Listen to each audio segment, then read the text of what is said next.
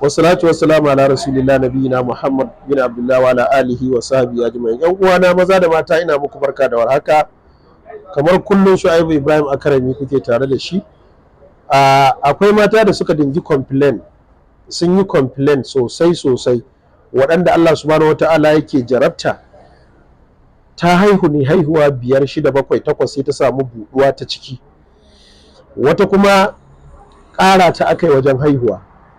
Wata kuma ba ƙara ta aka yi ba, a'a buɗewar ce ta zamanto ta buɗu sosai, wanda za ka ji har idan ta yi gohon sallah za ta ji iska tana fita a cikin jikinta, ko kuma ta zo za ta zauna za ta ji iska tana fita a jikinta, kuma ba infection gare ta ba, a'a ta buɗe ne, ko kuma ana mu'amala sai iska ta rika fita a jikinta.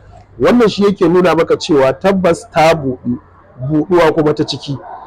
Ƙarin bayani akan wannan magani ne muka samar da shi, wanda za a yi amfani da shi akan buɗuwa ta ciki. Duk matar da ta san ta samu wannan buɗuwar, wata kuma ɗinki za a yi ɗinkin so ɗaya ya warware, a ƙara ya warware, a ƙara ya warware. To ga abin da za ki amfani da shi, insha Allahu rabbi za ki samu matsewa ta ciki. Ina maimaita, buɗuwa ta ciki. Wannan shine abin da muka tanada muku.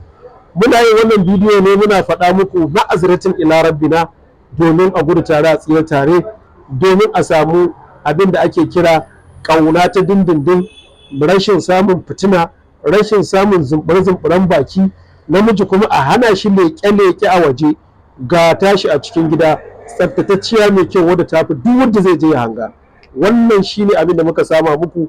Duk wadda take da buƙata ga abin da za ta yi amfani da shi domin samun matsi ta ciki, domin samun matsewa ta ciki. Shan shi ake, ba tsarki ake ba, ba shafawa ake ba, sha ake yi. Da duk wadda take buƙata a faɗin duniya, duk inda take, inda abin hawa yana zuwa, za mu tura mata wannan taimakon, kuma za ta yi mana addu'a insha Allah.